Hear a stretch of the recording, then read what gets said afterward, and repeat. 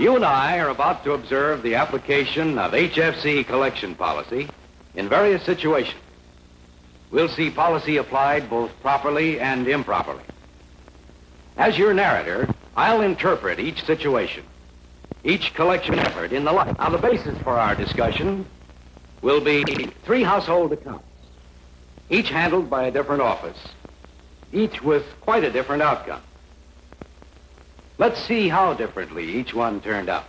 The first of these accounts is that of Mr. and Mrs. Joseph Rockwell. Well, I just don't know what happened. This stuff all hit me at once. A lot of bills, and insurance came due. Wife needs some new clothes. Well, the thing is, Joe, I have to find some place to raise the money. What about the place you went, Joe? HFC? All I can say is that's where I'll go if I ever need to borrow again. The second HFC account is that of Mr. and Mrs. Henry Ballinger. Boy, what a time I had with that gang. Boy, I'm sure glad you told them off, Hank. Those loan outfits give me a pain. Yeah. You ever need any dough, don't go to HFC. I did get some satisfaction out of it, though. Yeah? How's that? I sure made them sweat for their money. The third account, with still a different outcome, is that of Mr. and Mrs. David Morrison. Sure appreciate your help, Tony. Well, that's okay. I know how it is. Say, just one more thing. Somebody might come around asking questions, especially a guy by the name of Wagner. He's from HFC. I still owe him some money. Just say you don't know where we moved. 3 accounts, each with a distinctly different outcome. Even though each was the account of a different branch office, why should the results be so different? They all started off the same. Each was rightfully judged to be a sound loan. The payment date was carefully selected for the convenience of the customer. The importance of prompt payment was stressed. There was nothing but friendly and businesslike goodwill when each loan was made. Yet, it would not be too many months before each customer would have an entirely different opinion of HFC. 2 of them probably lost to the company for good, and only one a good friend and customer. What made Joseph Rockwell feel as he did? All I can say is that's where I'll go again. Let's see what happened to bring about that attitude. This is where the differences began. Mr. Bowman, assistant manager working on collections in the office that made Mr. and Mrs. Rockwell their loan. Mr. Bowman recognized that the ability to communicate effectively through the written word is vital to the carrying out of HFC Collection Policy. And it's a skill that will never lose its value. No matter how far you advance at household, letter writing will always be an important responsibility. An effective collection letter, like any collection activity, is based on a deep understanding of HFC policy. A policy which states that customers are expected to repay their accounts in a manner consistent with their ability to do so. To expect more would be harsh and ineffective. To expect less would be foolish and unbusinesslike. The best letter is both friendly and businesslike. The next one is 51258, Rockwell. Although your payment has been overdue since September 2nd, your previous record indicates a sincere desire to keep your account up to date. We therefore assume that something has happened that makes it difficult for you to pay. But why haven't you contacted us to discuss your account? Solving money problems, whatever they might be, is our business. If you do have a problem, chances are it will be easier than you think to find a solution. So please phone us or come into the office by October 2nd.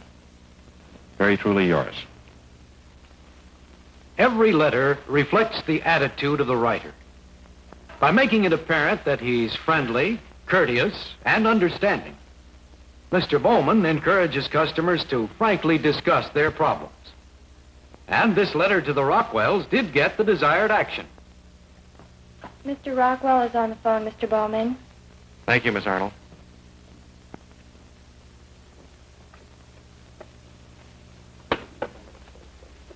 Hello, this is Mr. Bowman, Mr. Rockwell. How are you today? I'm okay. Listen, I got your letter, and I thought I'd better call you. All collection activity stems from a genuine understanding of basic company policy.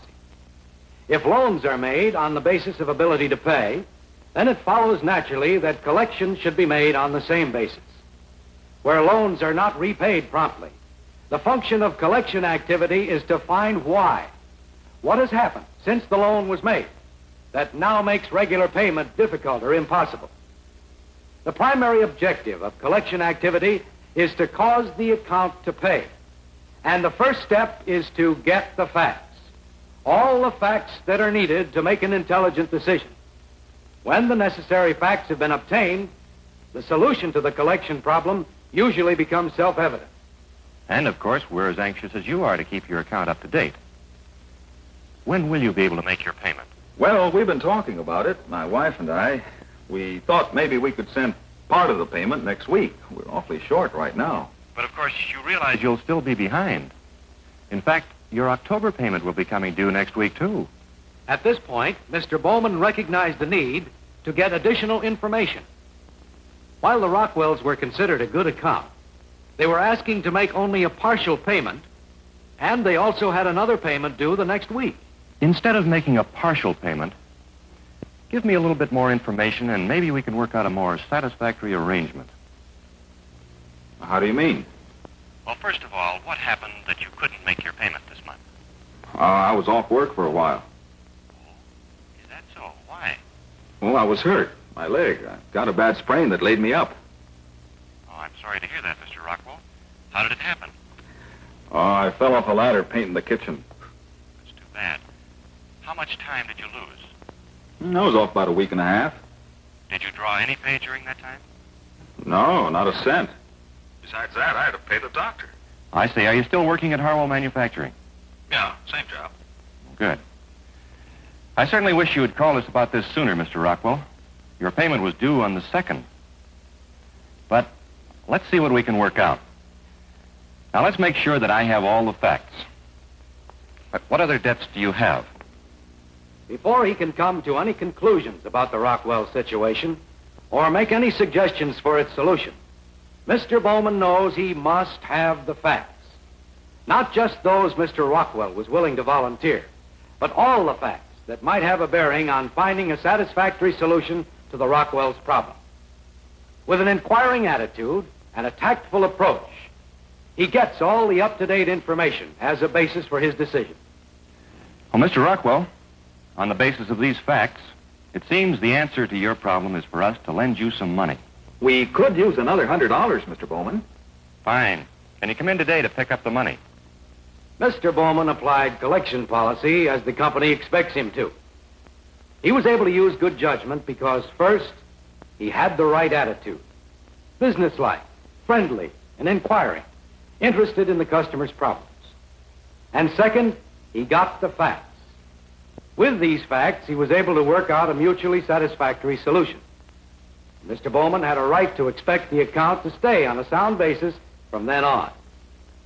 But further collection hasn't. He's been meaning to, but he's been so upset. Oh, I'm sorry to hear that. What seems to be the trouble, Mrs. Rockwell? Why don't you call him at work? Is he still at Harwell Manufacturing Company? Oh, no, he left there. He's working at Brandt Tool and Die now. Brandt Tool and Die? When did he start? Oh, not long ago, a month or so. You can phone him there. I'd rather not call him at work. Why did he leave Harwell, Mrs. Rockwell? They cut way down. Joe was only working 2 days a week. Oh, that happened pretty suddenly, didn't it? How long was he on a short week? It was about 2 weeks. That's when we started to get so far behind in our bills.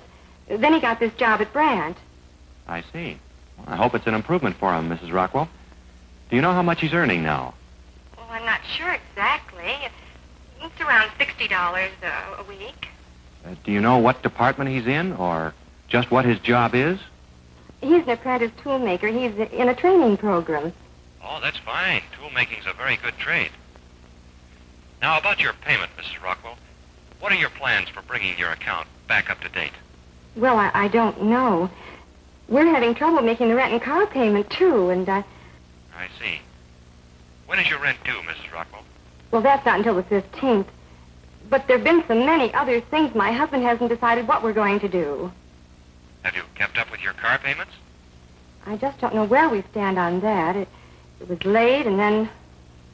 I just don't know. You'll have to talk to my husband. I'll tell him you called. And... All right, Mrs. Rockwell. That'll be fine. You talk to him about it tonight, and have him phone me tomorrow. Will you do that, Mrs. Rockwell? Yes, and thank you. He'll call you for sure tomorrow. Fine. Thank you very much, Mrs. Rockwell. Goodbye. By intelligently applying company policy, Mr. Bowman made important progress toward collecting the account. And he made his job easier, more pleasant, more productive. He got all the facts he was able to get, and he showed the kind of friendly, businesslike attitude that made a good impression on Mrs. Rockwell. He was confident Mrs. Rockwell would see to it that her husband would phone the following day. Hello, Mr. Rockwell. This is Mr. Bowman. Hello, Mr. Bowman. I'm awfully sorry I haven't called before this, but, well, I've been pretty busy on this new job. Yes, I understand you've entered an apprenticeship program. That's right, toolmaker. We certainly wish you success on your new job. I was sorry to hear about you being on short time at Harwell. Yeah, well, that's when we started to get behind in our bills. I see. You've been at Brad about a month now, is that right? Yeah, a little over a month. Think you'll be able to get along all right now? I don't know. The thing is, I'm bringing home less money than I used to. Yes, but you've got something to work for. Tool and die is a good trade. What is your hourly rate now, Mr. Rockwell? I'm starting at $1.55 an hour. When do you get paid? Every Friday. Now, your other obligations. The washer. Is that paid off yet? Yeah, that's all paid. Good. That's $15 a month you don't have to worry about.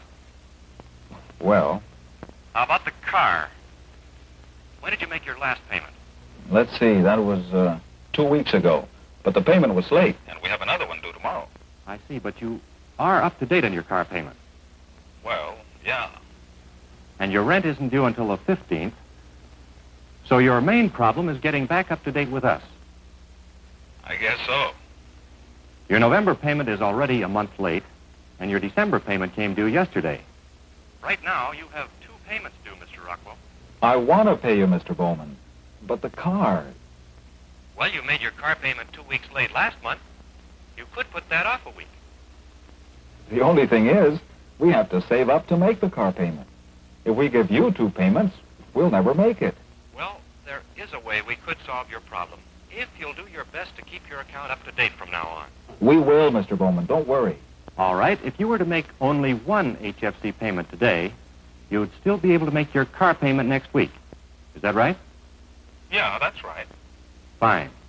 Then here's what we can do. You put 1 payment in the mail tonight. And if you agree to keep your account up to date, we'll hold the other payment over until the end of the contract.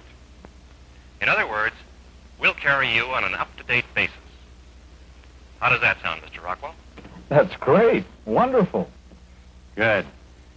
Now, in view of your changed circumstances, there's one other thing we might do to help you make your future payments on time.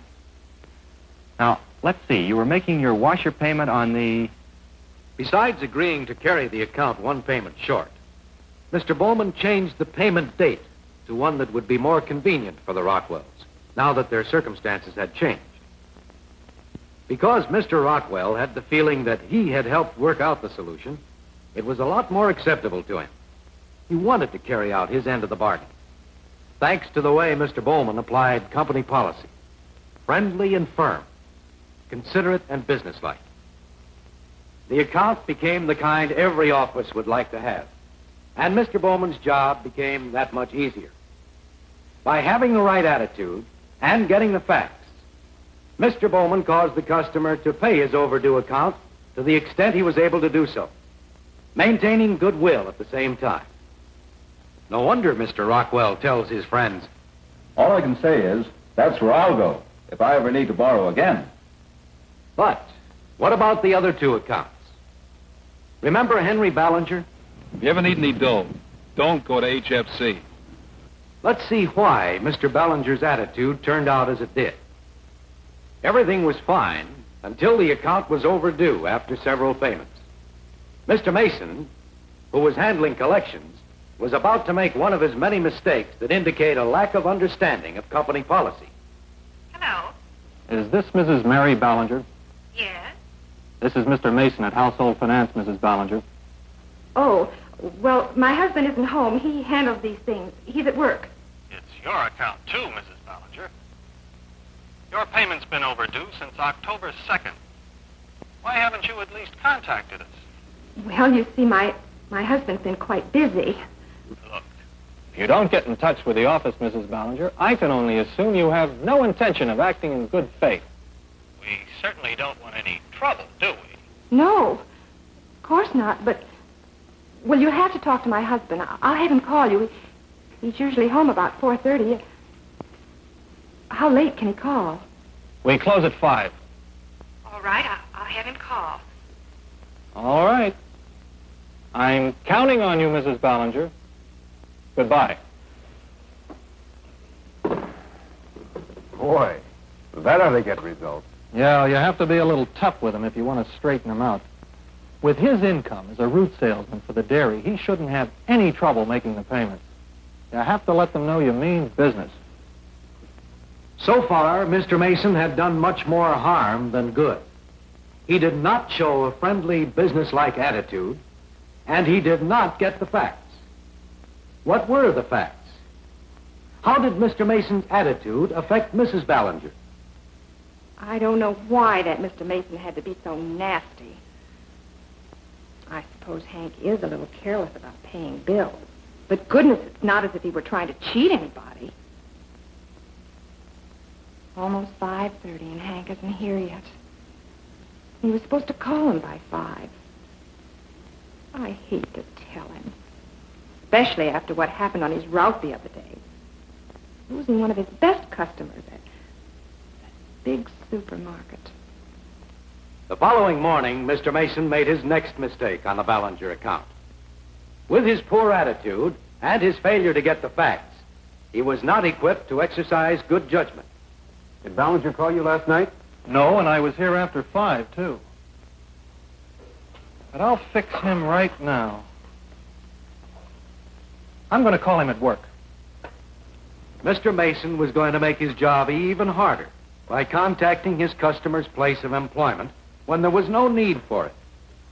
He was connected with Mr. Ballinger's supervisor at the dairy. Summers. Hello, may I speak to Mr. Ballinger? Henry Ballinger. Sorry, he's out on his route. Hank usually checks in about 3:30 or 4. Any message? Ask him to call me, Mr. Mason. The number is Flanders 80800. Forward. Okay, I'll tell him. Thank you. Okay, goodbye. Mr. Mason was harassing the customer instead of contacting him in a well-planned, businesslike way. And he still wasn't through.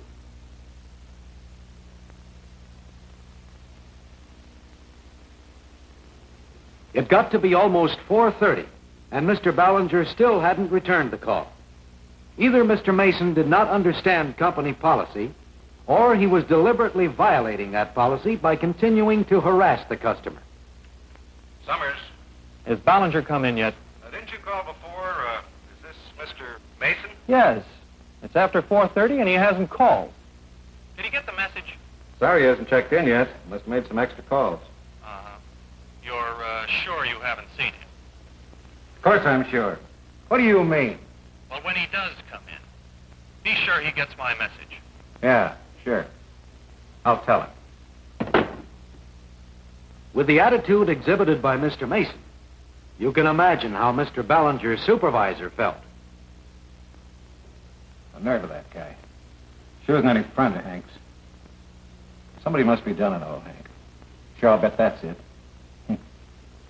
Wonder what kind of trouble he's in. One of our best men, too. And what about the effect of Mr. Mason's tactics on Mr. Ballinger himself? The way Summers talked when he gave me the message, Mason must have told him what it was all about. Yesterday he got you all upset about it.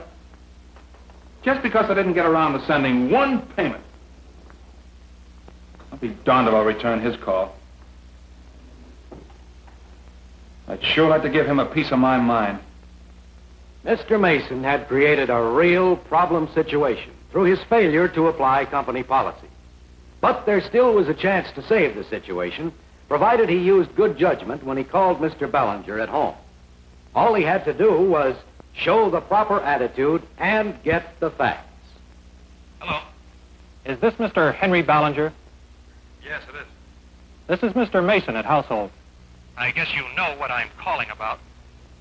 Yes, I guess so. Well, when are you going to get that payment to us? I thought I'd try to get it to you in the next few days. You thought you'd try to. Come now, Mr. Ballinger. This is a serious matter. You're a month late with that payment. When will we get it? As a matter of fact, I was going to put a check in the mail tonight. You're not kidding me now, are you? Kidding? What do you mean? Why should I kid you? Then it will be here tomorrow, right? Tomorrow. Or the next day. We have to have it tomorrow. That's the last day of the month. If you mail it tonight, it'll be here tomorrow. Well, I thought I might not actually go out and mail it tonight. Now, wait a minute. Let's start over again. I've already said I have to have your payment tomorrow. Okay. You'll win. Tomorrow. That's the spirit, Mr. Ballinger. I'll expect to see your check here tomorrow, then. Goodbye. In a way, Mr. Mason was lucky this time. At least the payment was made, but not without a price. A price that Mr. Mason and Household would continue to pay in poor productivity, unnecessary work, and wasted time. The fact of the matter was that the loss of one of his best customers caused a considerable reduction in commissions for Mr. Ballinger. But they could have kept up their payments if they had made an effort to do so. Thanks to Mr. Mason's lack of judgment, his unintelligent application of collection policy, Mr. Ballinger wasn't about to put forth any extra effort for Household. Through his poor attitude, his failure to get the facts, Mr. Mason was actually creating delinquency, causing a poor attitude in the customer. From here on, the account went rapidly downhill. Mr. Ballinger would make the payments, but only after delays and excuses, promises he had no intention of keeping. It was time Mr. Mason could have spent much more profitably, but he persisted in doing things the hard way. He failed to learn his lesson, the folly of trying to influence and antagonize at the same time. When he lost control of the account, it became a contest, a personal battle to see who could hold out the longer. Mr. Ballinger later summed it all up himself. If you ever need any dough, don't go to HFC. I did get some satisfaction out of it, though. Yeah? How's that? I sure made them sweat for their money. Household lost a good customer through the inadequacy of one man. And more than that, Mr. Ballinger continues to spread ill will for HFC wherever he goes. Now, what about the account of Mr. and Mrs. David Morrison? Say, just one more thing. Somebody might come around asking questions, especially a guy by the name of Wagner. He's from HFC. Still owe them some money. Just say you don't know where we've moved. Now, why did this one turn out the way it did? So unfortunate for all concerned.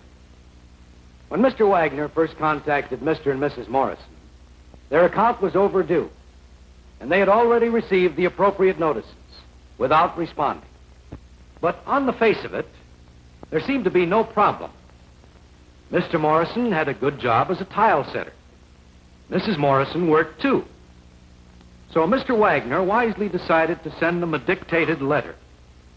But his letter left much to be desired.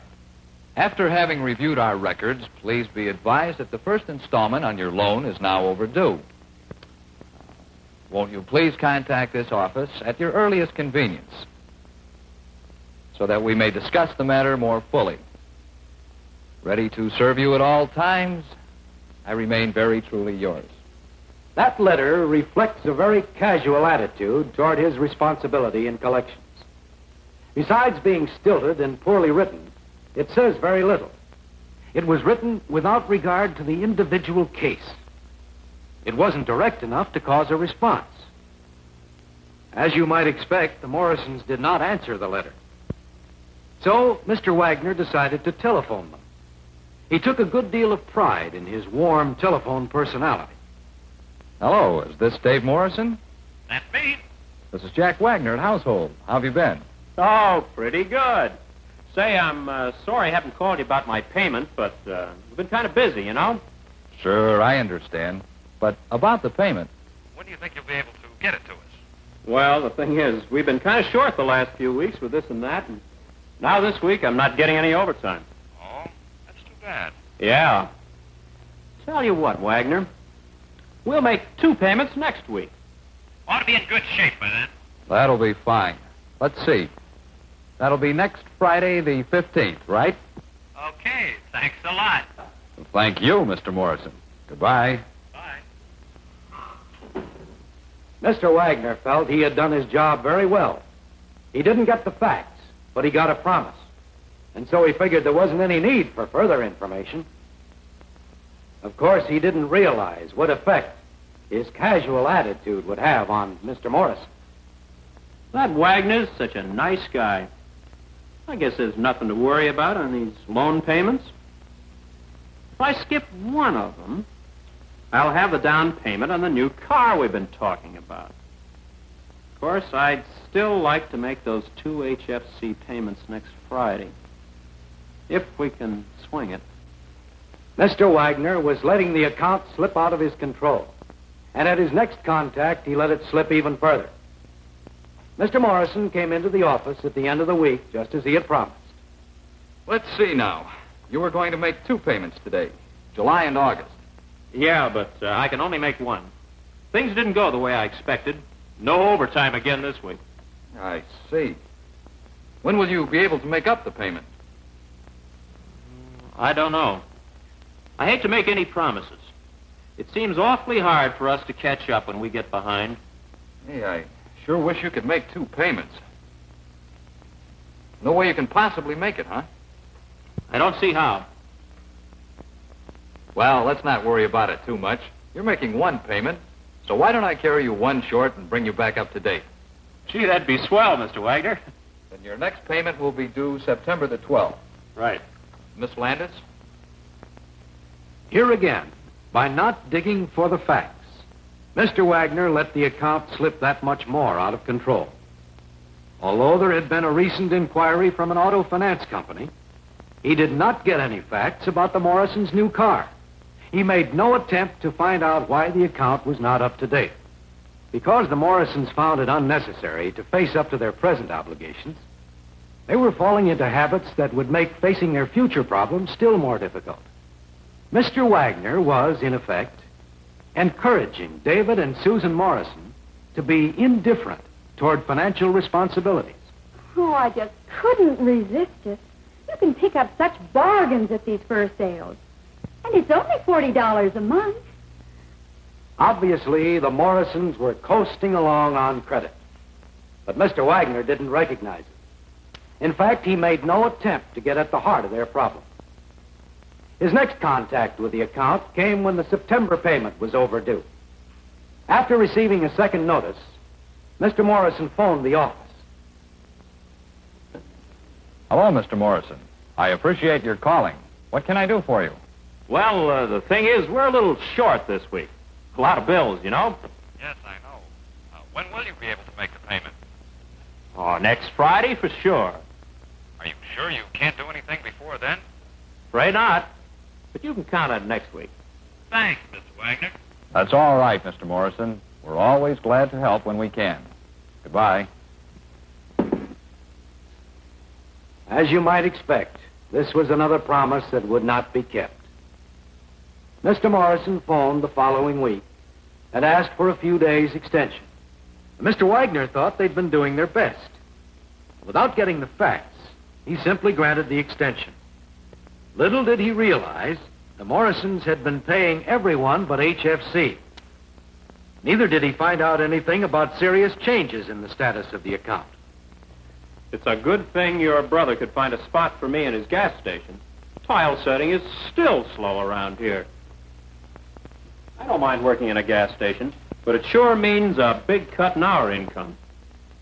But in Mr. Wagner's uninformed opinion, there was nothing to worry about. Not with the income he thought they had. Mr. Wagner didn't even recognize this downhill trend until his manager called it to his attention. Now, this one is the Morrison account.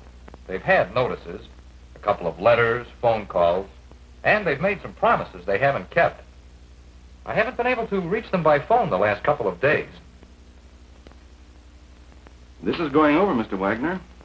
Let's get going on this account. Yes, I figured it was time to start cracking down.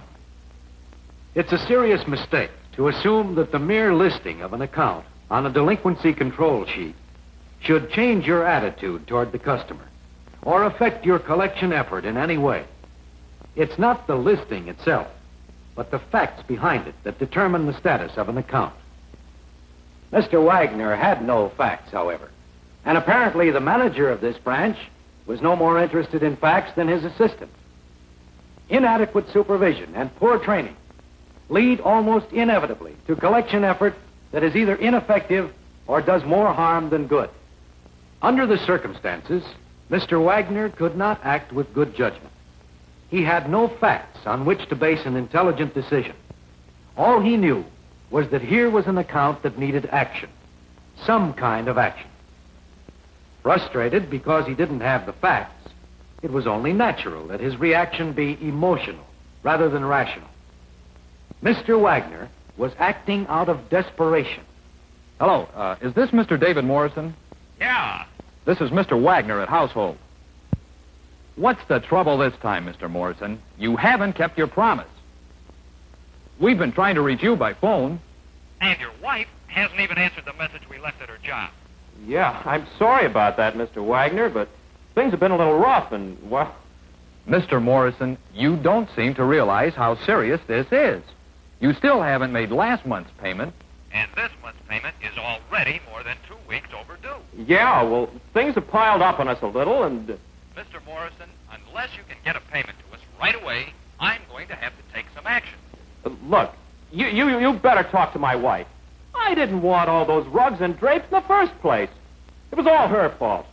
All right, let me speak to her. Well, she's not home. She's out shopping. You better call her at work tomorrow. All right, I'll do that. Goodbye, Mr. Morrison. Bye. The only result of the call was to worry Mr. Morrison. Instead of getting the facts, Mr. Wagner accepted weak, evasive excuses. And because he didn't have the facts, he was bound to reach a wrong conclusion, letting himself get trapped into agreeing to contact Mrs. Morrison about the account. The next day he did phone Mrs. Morrison at her job. Mrs. Susan Morrison? Yes? This is Mr. Wagner at Household, Mrs. Morrison. You've fallen pretty far behind in your payments. I'm sorry, but we've had so many bills lately. Well, being sorry doesn't help, Mrs. Morrison. Now, we've been about as patient with you as we can. Right now, you owe us 2 payments. You'd better get going. But if we don't have the money, I don't know what we can do. I'll have to talk to my husband. Well, that's up to you. I don't care who you talk to. No, I don't want to take any action unless I have to. But we've got to have some kind of payment by the end of the week. Now, I'll mark my records until Friday the 31st, Mrs. Morrison. You'd expect anyone representing Household to know better. But Mr. Wagner, still without the facts, was acting in desperation, taking the completely opposite tack, demanding payment blindly. And he had no idea what effect his action would have. Dave, what are we going to do? That man from the Furrier called me at work. He's going to sue us. And the man from HFC threatened us. I got so upset I had a fight with the foreman. And I'm laid off. Huh? Why does everyone get so mean all of a sudden? Oh, we're sure in a mess. I don't know what we're going to do. We'll have to do something. And we better do it pretty quick. This account still isn't completely lost. And perhaps it would have become a collection problem no matter how Mr. Wagner had handled it. But certainly, if Mr. Wagner had earned their goodwill and confidence many months before, if he had gotten the facts and maintained control of the account, if he had been both friendly and businesslike, firm and understanding, certainly this unfortunate result could have been avoided. Somebody might come around asking questions, especially a guy by the name of Wagner. He's from HFC. I still owe them some money. Just say you don't know where we are.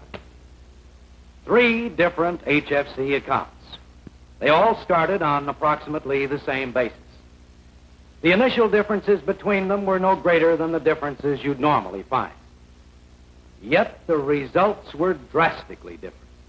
Why was Mr. Bowman so successful in his collection of the Rockwell account? He realized that all his collection activity had just one ultimate objective: to cause the customer to pay his overdue account to the extent he is able to do so, while maintaining customer goodwill.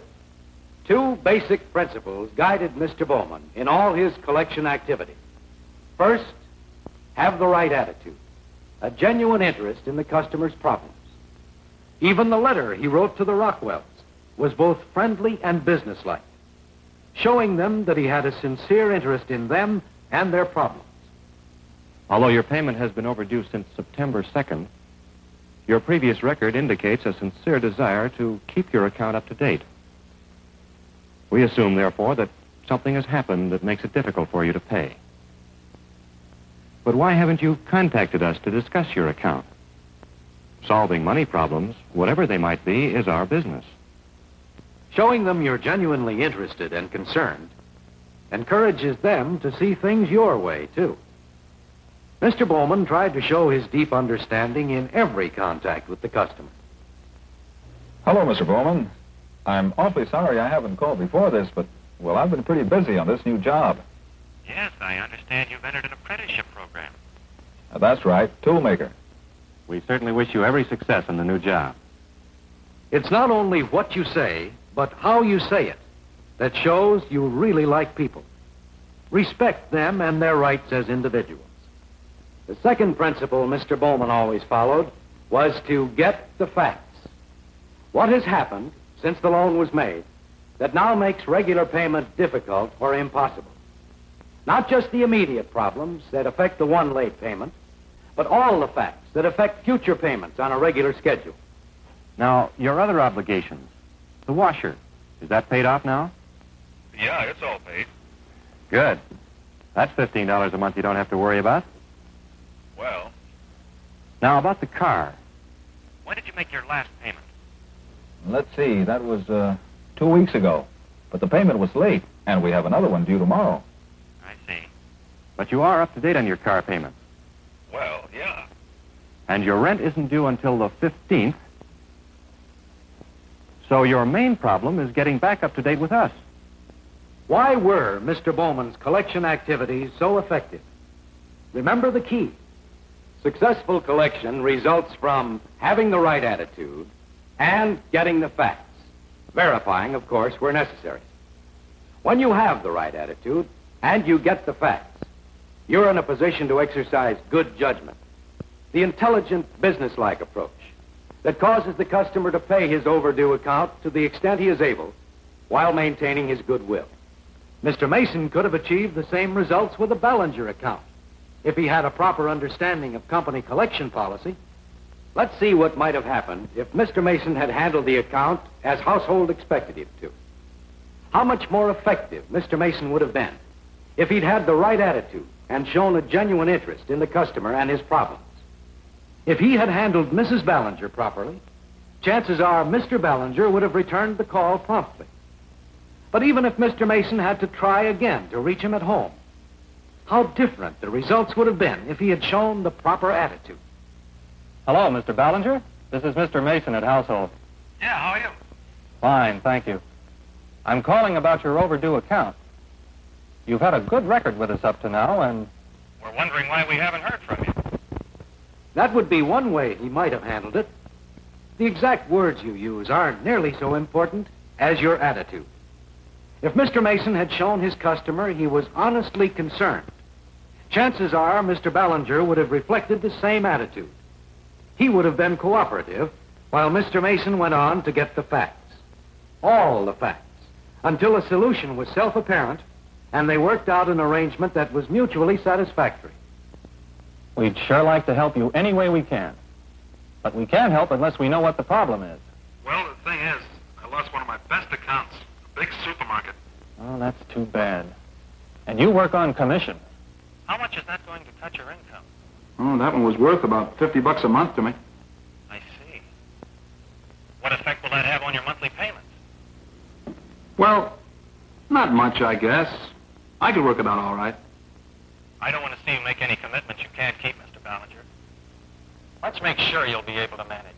Have you taken on any new debts? Well, no, nothing I didn't have when I got the loan. Fine. Then with your income, I'm sure you'll be able to manage.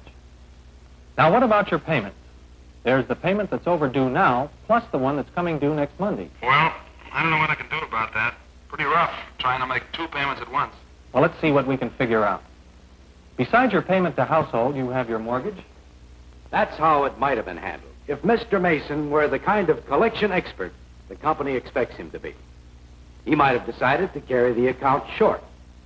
Or he might have been able to work out some other mutually satisfactory arrangement. There's usually a way, and the man with mature judgment will find it. Just remember, successful collection results from having the right attitude and getting the facts. And what about Mr. Wagner's handling of the Morrison account? What might have been the result if the same key to successful collection had been applied? What if Mr. Wagner had shown an intelligent, business-like attitude toward all collection activities? Instead of being either casual or tough about delinquency, if he had followed company collection policy at all times, even his first letter to the Morrisons would have had an entirely different tone. Will you read that back to me, Miss Landis? Dear Mr. and Mrs. Morrison, your payment has been overdue since July 12. Has some unusual problem arisen which makes payment difficult? We are sure you realize the importance of keeping your account up to date. Please contact us at the office by August 12 so we can work out a satisfactory solution to your problem. Very truly yours. Businesslike, yet courteous and friendly. Clear, concise, directly to the point. Certainly a much more effective way for Mr. Wagner to begin his collection activity. If he had followed through in the same intelligent way in all his contacts with the Morrisons, chances are he could have prevented them from overextending themselves financially. All he had to do was show a genuine interest in them and their problems and get the facts. In all probability, they would have seen for themselves the obvious solution. Well, I'm sure you realize, Mr. Morrison, we'll do our best to go along with you when you have a problem. But let me make sure I understand the situation. You say you didn't get any overtime this week. Yeah, that's right. So we're kind of short. But you are still working full-time as a tile setter. Yeah. Well, actually, Mr. Morrison, we didn't figure on your overtime when we made the loan. You remember you agreed you could make your payments without overtime. You still have a very good income. Now, what about Mrs. Morrison? Is she still working at Cooper? Well, yes, she is. Let's see now. You said your rent isn't due for another 2 weeks, right? Yeah? Well, then unless there's some other difficulty that I don't know about, it looks to me as if this would be a good week for you to catch up. What do you think, Mr. Morrison?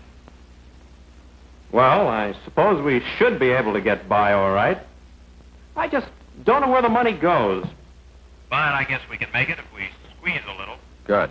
Can you stop by with the payment tomorrow? No, as a matter of fact, I can't tomorrow because of our hours. That's all right. Can you drop a check in the mail today? Then we'll have it tomorrow. Yeah, I can do that. Fine. Now, your next payment is due next week, the 12th.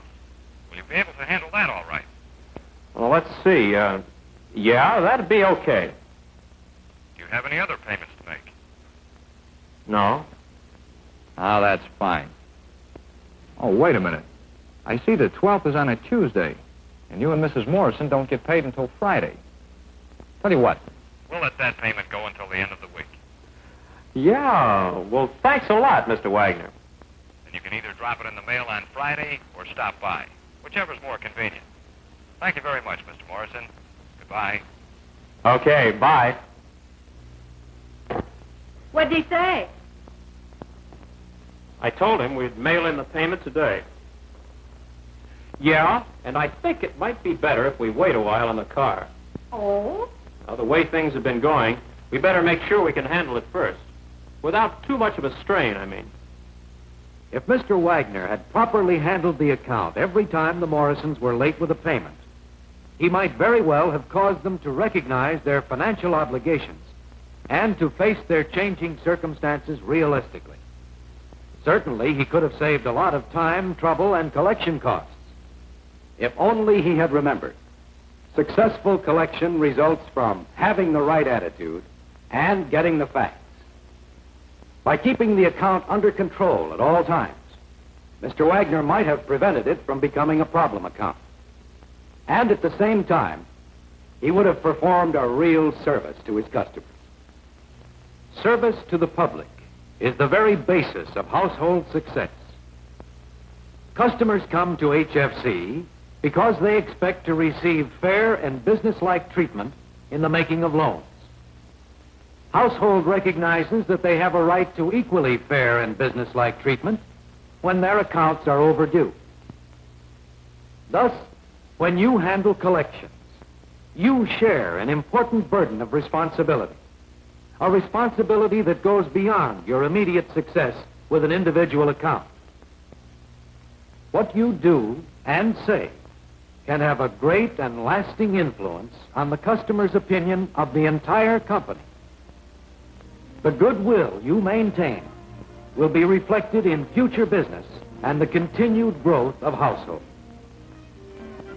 So it is that proper understanding and application of collection policy is of extreme importance to the success of everyone at HFC.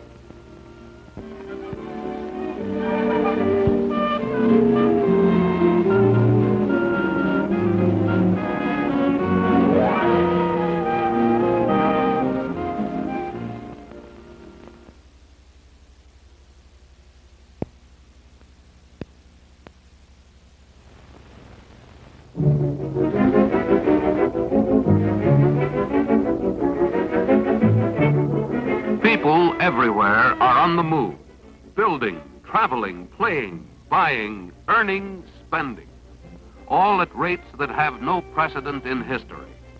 With the population increasing every year by the millions and hundreds of thousands of new families being formed, no vital consumer service shows greater promise of continuing growth than the consumer finance industry. And to a recognized leader in the industry, today's dynamic conditions present a very special opportunity.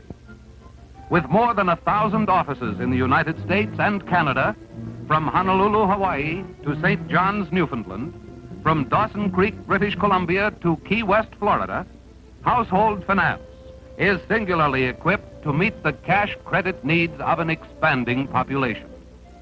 To you, whose responsibility it is to fulfill the promise of quick, confidential lending service, Household Finance Corporation presents Lending is Our Business.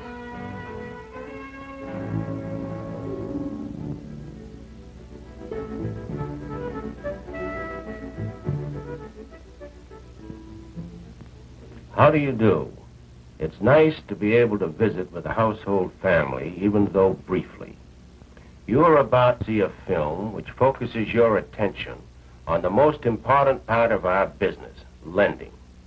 Our money certainly is no different from that offered by our competitors, and our office locations in many instances are no better.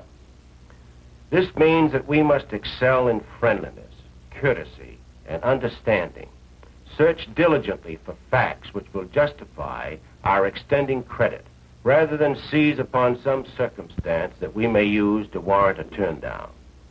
It is utter folly for household to extend credit to applicants whose credit background or present circumstances indicate an unwillingness or inability to discharge any new obligations. It is equally disturbing when we turn down applicants without securing enough information to make an intelligent decision. Household has always been a vigorous lender, one which quickly extends credit whenever possible. We want to maintain this reputation. We want all people in need of cash credit to think first of Household. Because they saw our ads? Yes. Because they saw our television spots or heard our radio programs? Yes. Because they noticed our prominent office locations? Yes. But more importantly, much more importantly, because our customers tell their many friends and acquaintances, if you need a loan, go to Household. Go there because you are greeted with a friendly smile. Go there because you are served promptly by well-informed people. Go there because your problems are listened to considerately. Go there because you can get a loan if your circumstances justify it. We hope that this film, Lending is Our Business, will help you in your daily contact with our customers. We are all striving for the same goal, to maintain our position of leadership in the industry by rendering the finest loan service possible.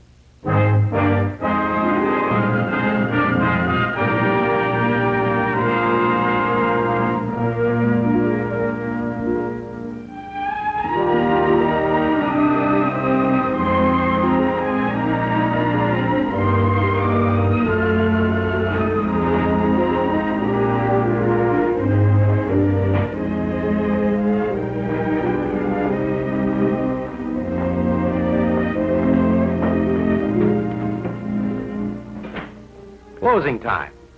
The end of what might be just another day at any HFC branch. Except that there's something unusual about this particular day in this particular office. Can't wait to get home and take off these heels. I don't know when I've had a day like this. Oh, me either. Did you ever feel like you hoped to goodness nobody called you and asked you for a date? Well...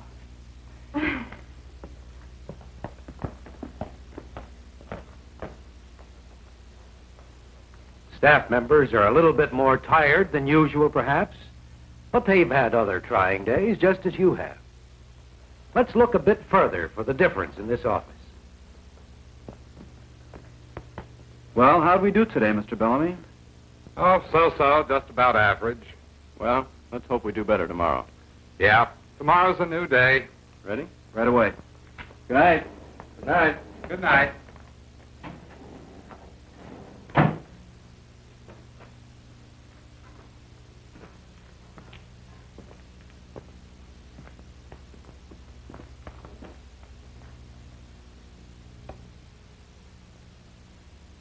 Here again, nothing really unusual. The results of the day's lending activities were, in the words of Mr. Bellamy, the manager, just about average. No. What makes this day in this office stand well apart from other days and other offices is not readily apparent from any outward sign. And what we've seen so far are only symptoms. But for every symptom, there's a cause. And uncovering the causes requires careful examination. An examination that goes far beyond any surface indication. That's why what happened here today is so well worth our study. But let's get down to cases. To show you what I mean, let's go back to this morning, to around 11:30, and bring back Miss Varney. Put her in the same situation she faced then. Undoubtedly, Miss Varney herself would be shocked if she could hear a replay of the thoughts that were going through her mind at that time. The way that phone's been ringing this morning, I'll never get my work done. How they expect me to get anything accomplished with so many interruptions? Oh, there it goes again. Understandable? Human? Of course. The trouble is, an attitude that allows her to think of a customer as an interruption is certain to be reflected in the way she handles customers. Household finance. Hello. I'd like to talk to someone about making a loan. Have you ever had an account with us before? Well, no, I haven't. All right, I'll see if one of the men can take care of you. Could I have your name, please? George Anderson. Will you spell that? A-N-D-E-R. S-O-N. Okay, one moment, please. Miss Varney was going through the motions all right, but she was doing very little more. As a result of her concentration on a particular assignment, her principal concern at this moment was to get rid of an annoying interruption.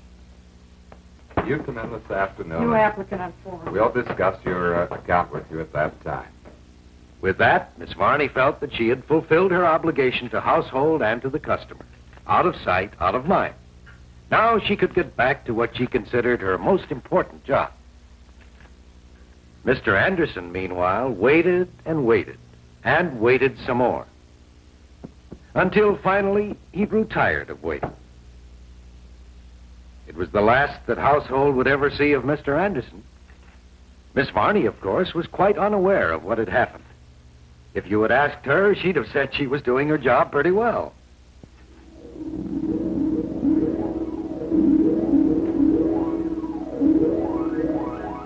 In that particular case, the result was just as serious as if she had intentionally insulted the customer.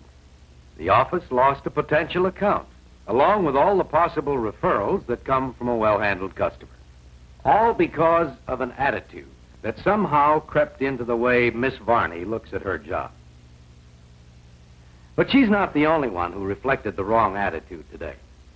For example, there was a point this morning when Mr. Davis was working the phones. Assigned to collections, Mr. Davis has acquired an unfortunate outlook on this important responsibility. If you could have read his mind right then. They keep talking about building loan accounts, but you don't get a chance when you're stuck here in collections. Mr. Davis has the mistaken notion that lending and collection activity do not mix. Unfortunately, at that very moment, he was talking to a customer who might well have been offered additional money as a solution to his problem. Mr. Davis was friendly and businesslike. He got the facts, but he didn't recognize that whatever his assignment, he should be alert to every opportunity for building sound loan accounts. In that situation, Mr. Davis apparently forgot that lending is our business. Mr. Carter, on the other hand, is assigned to lending. And he, too, found himself in a critical situation earlier today when his attitude affected his lending. Mr. and Mrs. Hamilton are in room 3, Mr. Carter. Thanks, Miss Wilkins. Look at that work. 2 cards. And they want more money? We'd really be asking for trouble if we made this one again. With Mr. Carter exhibiting that kind of an attitude, his mind was closed to their qualifications for a loan. Call it prejudging, guesswork, or what have you. It's an attitude that was bound to make itself evident in poor lending performance. Now, what about Mr. Bellamy, the manager of this office? Just this afternoon, he showed concern as he thought about the office results. Let's see how he analyzed the situation. I can't understand why we're not doing better. I wonder if it's our location. Or maybe it's the advertising. Or all of those credit plans on the market now. I'll bet that's it. Excuse me, Mr. Bellamy. I have a turn down here. Oh, what's the story? These people are credit happy. And they have just about a C payment record.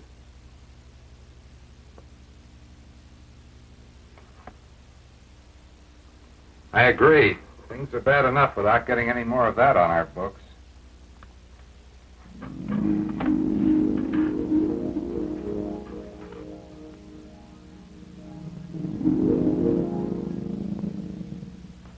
Far from helping to improve the situation, Mr. Bellamy doesn't even examine a recommended turndown carefully.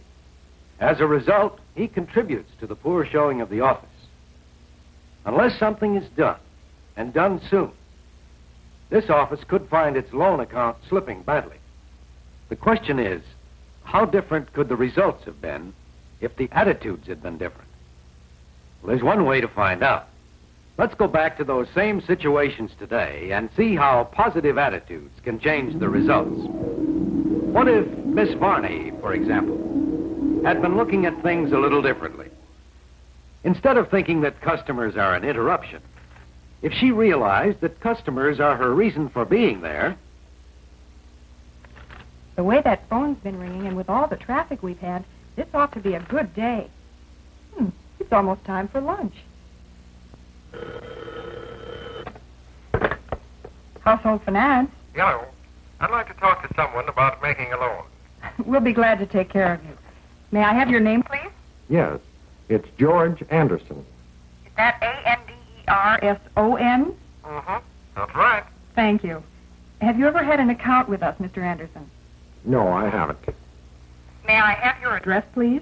2113 Elmwood Place. Thank you, Mr. Anderson. Now, if you'll wait just a moment, please, Mr. Bellamy, the manager, will speak to you. What a difference in the way Miss Varney is handling the call this time. And all because of a change in attitude.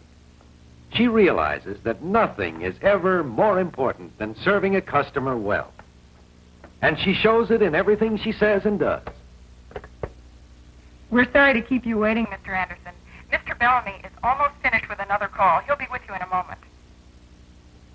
Customers seldom mind unavoidable delays if you explain the reason to them and do it in a way that shows you like people and enjoy dealing with them.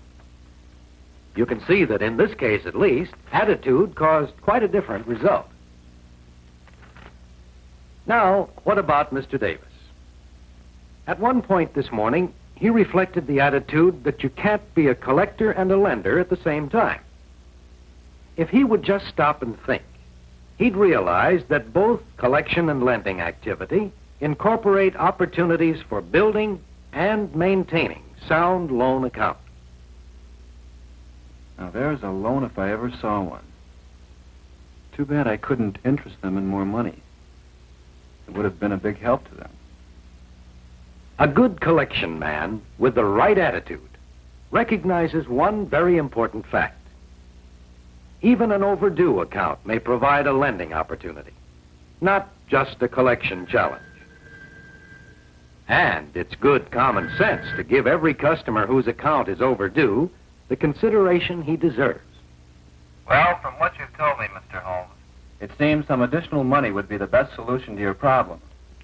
Well, I don't know.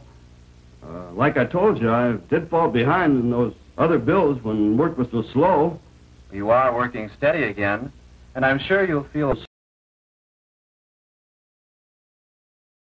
a lot better about it if you're on an up-to-date basis with everybody. Yeah, I guess I would. Okay, fine. Good. Can you come in today, Mr. Holmes? How's that for a change in attitude? Lending more money isn't always the solution to a collection problem, of course. But in this case, Mr. Davis was able to recognize a good lending opportunity, thanks to an alert, positive attitude toward his job in collections. Now for Mr. Carter, the assistant who was so quick to jump to a conclusion without proper review of the necessary facts. If he had a healthy curiosity and a genuine interest in people, he wouldn't have been so quick to make a decision based on personal feeling and sketchy information. Doesn't look too good on the face of it. But there might be some sound basis for a loan here. May take a little digging, but...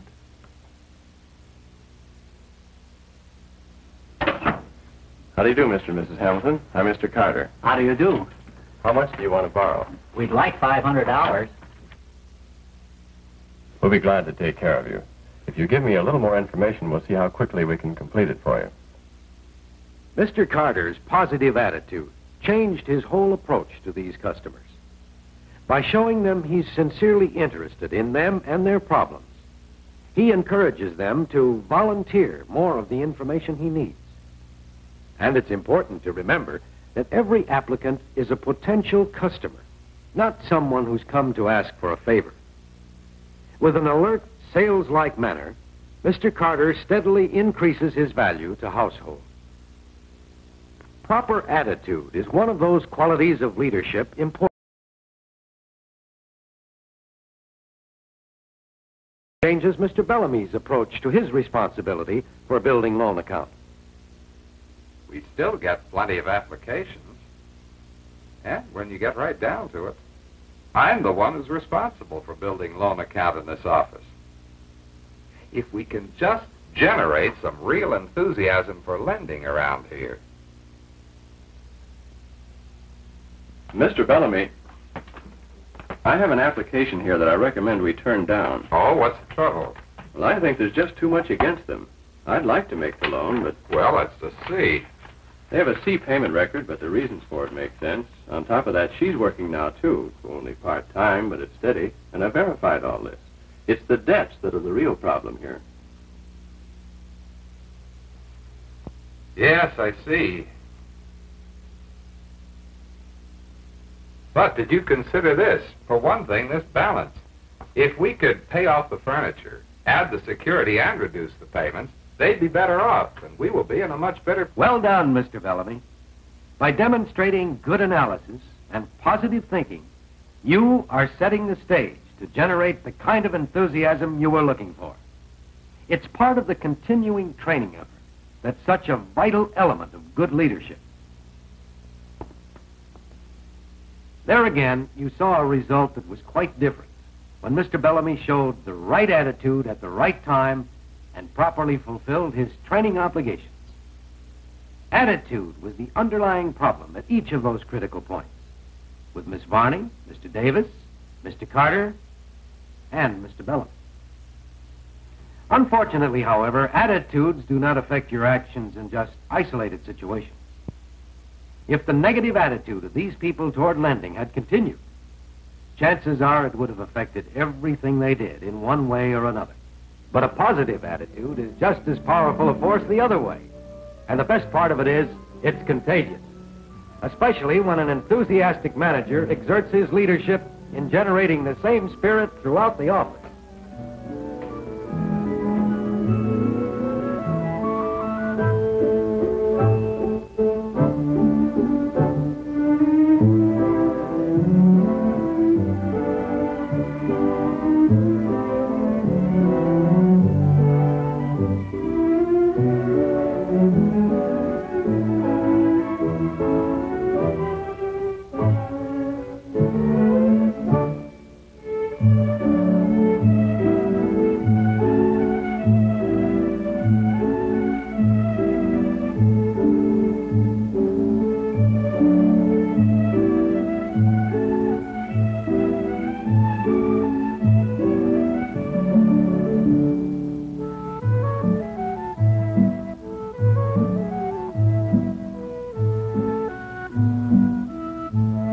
The character of the entire office has changed. The location is the same. The customers are the same. The personnel are the same. The same except for their attitude toward lending. Well, that wasn't so difficult, was it?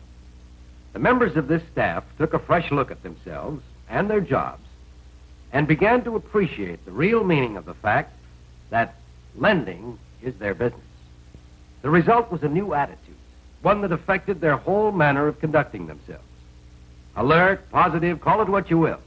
I'm sure you get the idea. Certainly, the new attitude produced no miracles, but no miracles were necessary. As you saw, the men and women of this office didn't have a really poor day. It was just average. But how much difference is there between an average day and a really excellent one? In terms of your own performance, the difference can be very slight indeed. But just as one little lapse by one member of a team can lose a game, putting forth a little extra effort can mean victory.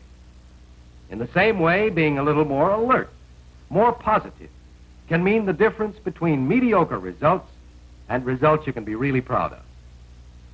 Of course, there's more to lending than having the right attitude. But the rest follows once you get started on the right foot. I'll show you what I mean. Because now that this staff is back on the right track, it would certainly be a shame, wouldn't it, not to give them a second chance at some of that business they missed today. Starting with a clean slate, as it were. The day's first applicant was William Jeffrey, a particularly interesting one. Now, the way it went this morning, he was treated in a rather cold and impersonal manner. All that has changed now with the new atmosphere in this office. Right now, Mr. Jeffrey is waiting in room 4. He's a man with a problem which, to him at least, is the most important thing in the world at this particular moment. Why did he come to household? It happened early this very morning, as Mr. Jeffrey was finishing up the night shift at a nearby industrial plant. Hi, Jeff. Can I bum a ride with you? I can give you a lift to the bus, anyway. I got something to take care of. Only, I don't know what I'm going to do about it. Oh, still looking for a place? Found one. But to get it, I've got to come up with some dough by tonight. The way things are... Tell you what, why don't you try HFC? They helped me out of a spot one time. If I were you, I'd stop up and see them. So here he is, applying for a loan. It's only natural for him to be a bit nervous. Usually, the more urgent the customer's need for a loan, the greater his fear of being turned down. Mr. Carter here should be able to put him at ease. Now that he has an alert, positive attitude, Mr. Carter will start right out by showing a sincere interest in the customer. Good morning, Mr. Jeffrey. I'm Mr. Carter. How are you this morning? I'm a little tired. I just got off work. Well, you must be anxious to get home. We'll be glad to take care of you just as quickly as we can. How much do you need? $200. I need 2 months' rent in advance, and they'll only hold the place for me until tonight. I got to have the money today. All right. If you'll just give me a few facts. What is your wife's name, Mr. Jeffrey? Mary. Mary Louise. And your address? Right now? Yes, your present address. 2402 South Jackson. Is that an apartment? Well, actually, it's a room, a furnished room. It's just temporary. How long have you been there? Just about a month, since I came to town. I see. And now you're moving to this new place, so what is the address there? I've got it written down. It's 3628 South Washington. Apartment? Yeah, it's 4 rooms. Looks like a good deal. Furnished and everything. Well, we want to help you get it, Mr. Jeffrey. I imagine Mrs. Jeffrey is pretty anxious to get out of that one room, too, eh? Well, actually, we haven't been living together. I mean, she's staying in Detroit with her mother and with the kids. Just till we get settled. Has been kind of tough. I'm sorry to hear that, Mr. Jeffrey. Now, what is your wife's address in Detroit? Working from the basic facts, Mr. Carter is able to piece together Mr. Jeffrey's situation. He's been on his present job, a lift truck operator, for a month, as long as he's been here in town. Before that, while living with his mother-in-law for 2 months, he drew unemployment compensation. Prior to that, he had a 2-month job in a plant in Cleveland, where he lived by himself. And before that, he had a 5-year job at a Detroit automobile plant. During this period, the Jeffreys had a 4-year residence in the Detroit area. It was shortly after he was laid off at the auto plant that they broke up housekeeping and the family went to live with her mother. Now, with Mr. Carter's newly acquired alert, positive attitude, he is showing a healthy curiosity and a sincere, friendly interest in the applicant. Exploring for further facts, he continues to search for ways to make the loan. Yeah, it's 6 years old, but it sure runs good. And it's all mine. It's always nice for a man to have his car paid for, isn't it? Now, what accounts do you have outstanding, Mr. Jeffrey? Well, let's see here. I owe Modern Clothiers about $50. Modern Clothiers? What's their address? It's a downtown store, Detroit. All my accounts are in Detroit. I see. And what are the others, Mr. Jeffrey? Well, there's the finance company, Central Loan. I borrowed $180 from them back in...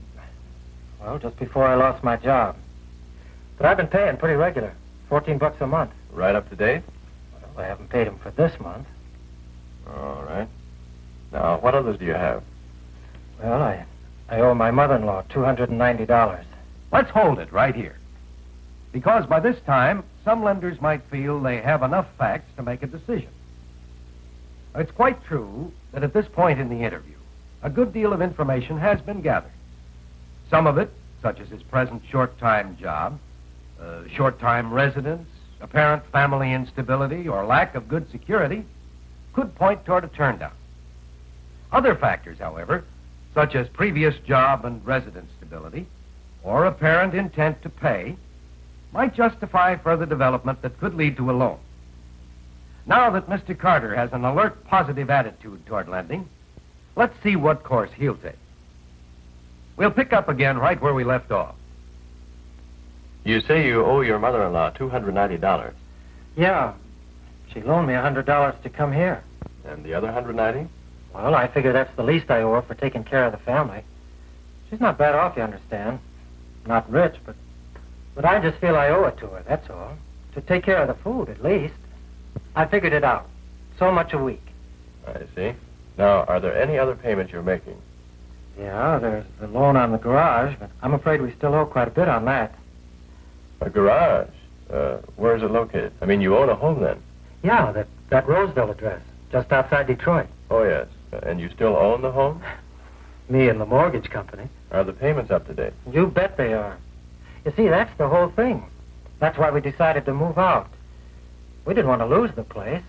With the tough luck I was having being laid off and not being able to find a decent job, we figured the only thing to do was rent it out until we got straightened around. So we moved in with Mary's mother. How much are you renting it for? $150 a month. It's not a big place, but it is furnished. We left our furniture. After we make our house payments, we clear nearly $40 a month. I see. Now, after you move your family here with you, what do you plan to do with your house? Well, if this new job works out, we'll probably sell it as soon as we get caught up and can see our way clear to buy a place here. But I don't want to rush into anything until I'm pretty sure that I got no more going out than I got coming in. The picture still isn't complete. And although this application requires a careful analysis, Mr. Carter now sees a potential loan developing.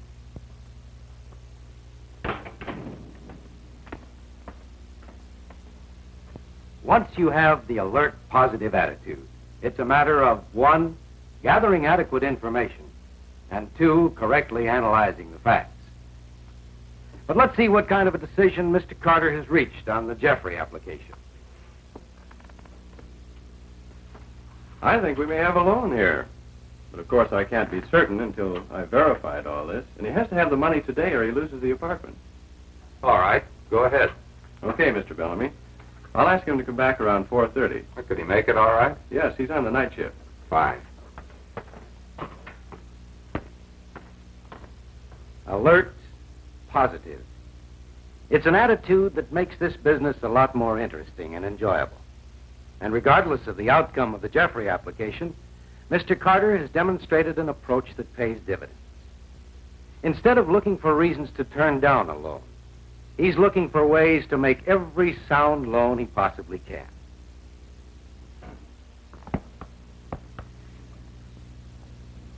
It's the same aggressive, enthusiastic spirit you'll now find throughout this office.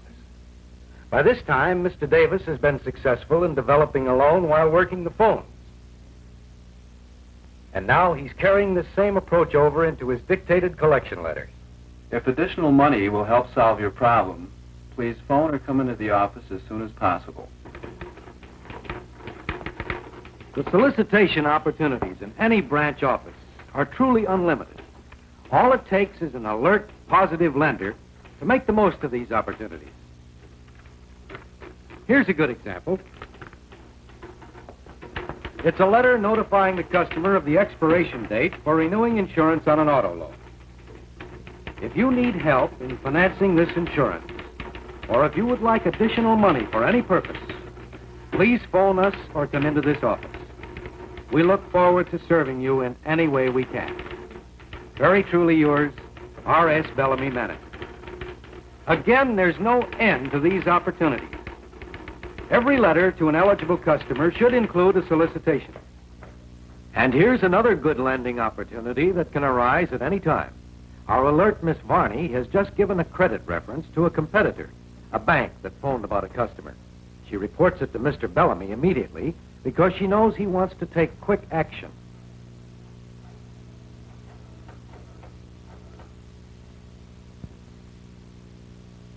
Hello? Is this Mrs. Mary Harris? Well, this is Mr. Bellamy, the manager at Household. How are you today?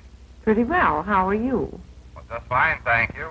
There isn't any trouble with our account, is there? No problem at all. I'm just calling to let you know that we've had an opportunity to give you folks a good credit rating today. But frankly, Mrs. Harris, we're a little disappointed that you didn't come to us first. Is there some reason that you're dissatisfied with our service? No, you've been very good.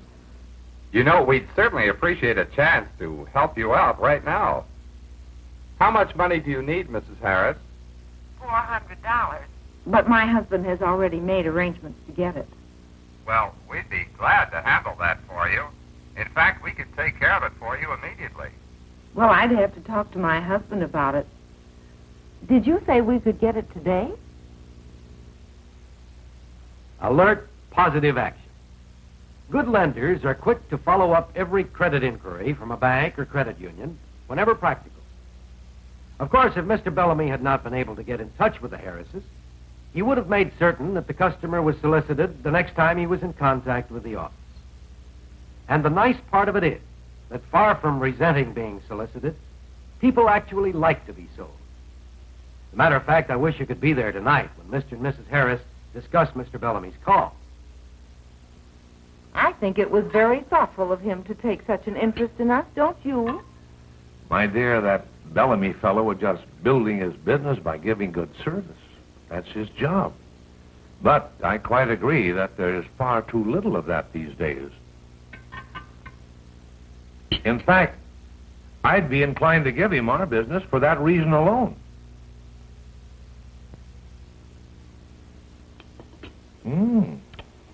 This is delicious. A friendly, sales-like attitude is bound to create new business, and not just in direct solicitation. Everything you do in your contact with customers, quite aside from direct solicitation, has a powerful effect. It's your alert, positive approach, the service you give, that builds loyal customers and causes them to recommend Household to their friends. Every time you answer the phone with a smile, every time you use a customer's name, each of these seemingly little things is a form of indirect solicitation. And you never know when it'll lead to a new loan. Even these turndowns can mean future business. While the percentage may vary, turndowns are inevitable. But they're not necessarily a total loss if you handle them properly. You're bound to leave a better impression on an applicant when he feels that he's been given every consideration and he's been treated with genuine courtesy. So he's more likely to come back to Household when his circumstances do improve. Now, here's another application that should be interesting with the new attitude that exists in this office. The applicant is George Seymour. He's in the interview room right now with Mr. Carter. Let's see how Mr. Carter handles it.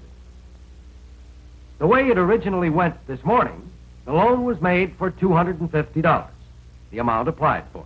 But now, Mr. Carter, after correctly analyzing the facts, has decided that Mr. Seymour qualifies for $500. So what's the next step? Do you suppose Mr. Carter will be content with just offering him the $250 he asked for? Well, thanks a lot, Mr. Carter. We certainly appreciate it. Well, not at all. But are you sure $250 will be enough? Oh, plenty. Our insurance covers most of it, you know, even with the complications. Well, I'm glad of that. That takes care of the hospital. But what about the doctor? Yeah, we'll still owe him $100. But I can work it out. I'm sure you can. But you're going to have plenty of extra expenses with a new baby, and wouldn't you and your wife feel better about having the doctor bill paid? Well, I don't know. How much would that increase our payments? Just $5 a month, Mr. Seymour. Well, maybe that would be a good idea. Fine. We'll be glad to take care of that for you, Mr. Seymour. Now, is there anything else? You need baby furniture, clothes? No, we've taken care of all that. Been saving for months. Fine. You've certainly done a good job taking care of your finances. But if you need more money at any time, we'll be glad to take care of you. Okay, thanks. And if you know anyone else who might use our service, we'd certainly appreciate it if you refer them to Household. I sure will. Thank you. Now, if you'll excuse me for a moment, I'll have your loan papers completed. I'll be right back, Mr. Seymour. Mr. Carter has done a good job of building loan accounts, and he performed a service for the customer at the same time. Mr. Seymour appreciates it, and he's anxious to tell his wife about it. Dr. Schultz says I'll be able to go home day after tomorrow. Hey, wonderful. Everything's all set. What about the loan? Honey, we didn't have a thing to worry about. I got the $250, and on top of that, they lent us another $100 to take care of the doctor. Really? Oh, I'm so relieved. Yep, all you have to do is just relax. Oh, did you pick up the diapers? I'll do that after I leave here. But the money's the main thing. All because Mr. Carter was alert to an opportunity. But it's not always selling more money that builds loan accounts. Sometimes you can prevent a turndown by showing an applicant that a lesser amount will benefit him. Here's an example of that. Mr. Childress applied for $100 in cash, plus enough to consolidate all his debts, a pretty sizable amount. The way it went this morning, it was a turndown. Let's see how Mr. Bellamy handles it this time. After gathering adequate information, verifying where necessary, and correctly analyzing the facts, Mr. Bellamy still is convinced that the loan should be made for only $300, considerably less than Mr. Childress asked for.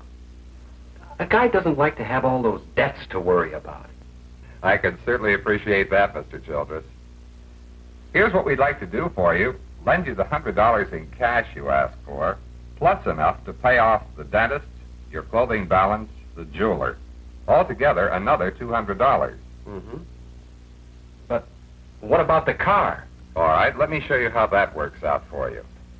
Your auto payments are $50 a month, right? Yeah. And with the balance you have, we can't reduce your payments enough to be of any help at this time. There just would be no advantage to you. But on these other three accounts, you're now paying a total of $48 a month. Yeah. And the way we recommend you handle it, you'll be paying household only $18 a month, $30 a month less. That should be a big help, don't you think? Well, that's better, all right. So altogether, with your auto loan and your household loan, your total monthly payments will come to only $68 instead of $98. And with your income, Mr. Childress, you should be able to handle that without any trouble. Now, in about 6 months, these balances should be down to a point where we can consider further consolidation to reduce your total monthly payments still more. We'll make a note of it. Well, that makes sense. Fine, Mr. Childress. Now, let's see. Your auto payment... You see the technique Mr. Bellamy used? Selling a lesser amount requires considerable skill. Always try to find a really worthwhile solution to the customer's money problem, then explain it to him in such a way that he can clearly see the benefit to him. You'll find that many times it will help you end up with a loan instead of a turndown, and with another satisfied customer, spreading goodwill for households. No, these outfits are all the same, Hank. They're all trying to stick you. I wouldn't say that, Charlie. They're not all the same. Oh, yeah. Sure. Now take this HFC outfit. The manager up there, what's his name? Bellamy. Seems like he's really trying to do the best for you. Know what I mean? What'd you say his name was? Bellamy. You ought to go up and see him. Customer referrals, as you undoubtedly know, are household's best source of new business. Another good reason for making every sound loan you can, even if it has to be for less than the customer asked for. There are other times, of course, when it seems that no amount of development will uncover a basis for a sound loan. As a matter of fact, it's a situation that's facing Mr. Carter right at this moment. Oh, Mr. Bellamy, I have a turn down here. James McGee. McGee? Oh, yes, PRS, isn't he? Yes, has a balance of $112, B payment record. The purpose of this loan is to buy a boat and motor. Okay, what's the problem? Well, I just don't see how he can make the loan. He's really been increasing his debts. Look at how much he owes and the payments. Furniture, credit union, balance at a hardware store on a lawnmower. Uh-huh. Still has the revolving charge. Bought a new car, too. I see the problem. Yes, if we make him this loan, with his payments and other expenses, it could be the straw that breaks his back. And yet he's a good customer. He has a 12-year job, solid citizen. There ought to be some way. That's it exactly. Well, it doesn't look too good. But I'd like to go back with you and talk to him just to be certain we haven't missed something here. Fine.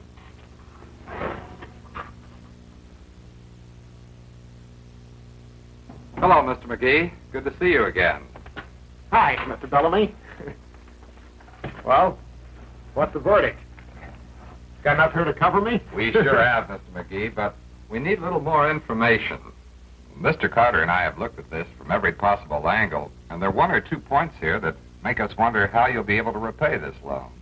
Well, To begin with, you have a number of other obligations here that... Don't I know it?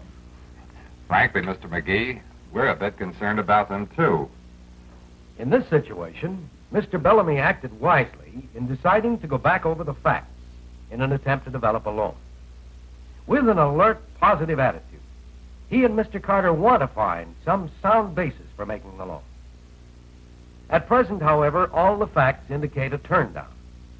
So Mr. Bellamy knows that he has nothing to lose and everything to gain by trying to develop further information.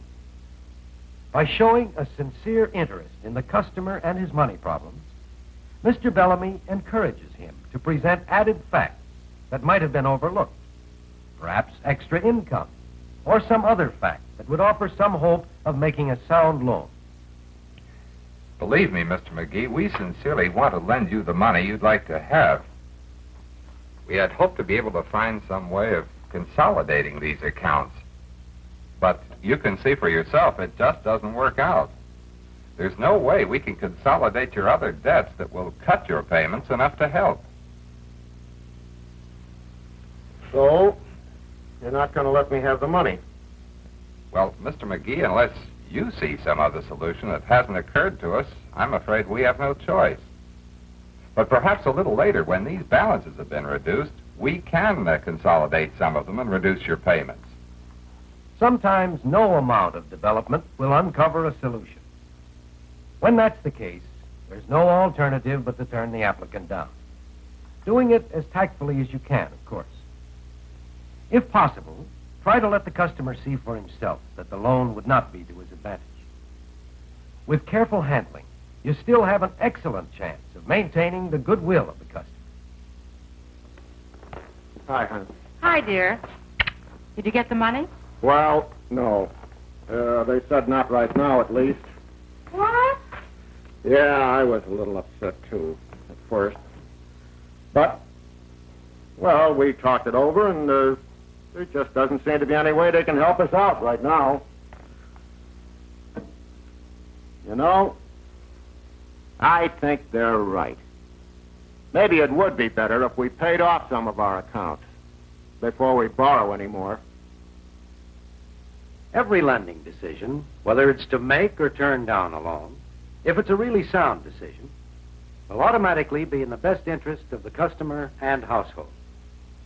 And gathering adequate information, verifying as necessary, then correctly analyzing the facts is the only way to a sound lending decision. Say, did you get anything yet on that Jeffrey application? Yes, the job and residence are okay here. Cleveland reported the same thing. But the Detroit report is the one that really counts. Just came in a while ago. Oh, how's it look? I'll get it. Mr. Bellamy, is the payment date on this the 18th? Thank you. I gave him quite a send-off. Everything checks out first rate. The house payments, the loan on the garage, the competitor, everything. Good. And listen to this. A neighbor at the former address has known the Jeffreys for over 5 years. Says he's the most conscientious guy there is. Even when he was laid off, he tried to keep busy with part-time work, anything he could get. Well, what's your next step? Well, this is even better than I hoped for. With this kind of report, I'd like to make him for $200 now, because he needs this amount today, and arrange to pick up the competitor balance later with his wife signing. You're quite sure? Yes, sir. Fine. Give it a try. If he shows up, that is. Mr. Bellamy, with the kind of service we give, how could we ever get a turn down? Oh, Mr. Bellamy, take a look. Good afternoon, sir. Oh, Mr. Jeffrey, we've been expecting you. Have a seat in room 3, please. We'll be with you in just a moment. Thank you. Good afternoon. May I help you? Yes, I'd like to make a payment. We're a few days late, I'm afraid. Thank you, Mrs. Meyer. You have a very fine payment record. Well, my husband's been out of work for a few weeks due to the bad weather, but he's working steady now. Oh, that's good news, isn't it? But since he was out of work, maybe you could use some extra money right now, Mrs. Meyer. There must be several expenses you'd like to take care of. It appears that the transformation of this office has indeed been complete. And of this you may be certain. The positive attitudes of the men and women in this office will continue to reinforce each other, just as an increasing loan account has a way of gaining momentum and building on itself. One good loan deserves and usually leads to another. You were sure right, Harry. Well, what? The loan. I got the money, all right. No trouble at all. So we're all set with the apartment. Say, that's great, Jeff. Mary and the kids are tickled to death. I'll bet. You know, they're even going to take over our loan in Detroit. That's a good outfit. What are you talking about? HFC. Household finance? They're okay, huh? That's good to know. The future of this office looks bright indeed. But you don't have to look that far to find the benefits to the men and women of the staff. The outward signs are quite apparent. Once again, it's closing time. Good night, Miss Bernie. Good night, everybody. Night, everyone. It's a time for thoughtful persons to reappraise themselves and the progress their office made during the day. Have you seen the traffic control sheet? Isn't that something? Very good day. Yes. I feel pretty good, too. What do you say we stay down and see a movie? Sounds fine. What's playing? Well, there are several good ones on. Now, let's see. The end of what could be a typical day in any branch office anywhere. How'd we do today, Mr. Bellamy? Yes, what's the score? Fine, just fine. Here, see for yourself. 12, 13, 14. Say, that's all right. And look at the size of some of them. That's right. And did you see what we have lined up for tomorrow? Tomorrow should really be a good day. Well, gentlemen, ready for home? Yeah, I've got my car across the street. Can I give you a lift? No, thanks. Have my car. Say, Mr. Bellamy, that Livingston app I took this afternoon, he's coming in tomorrow morning. This looks like a good loan.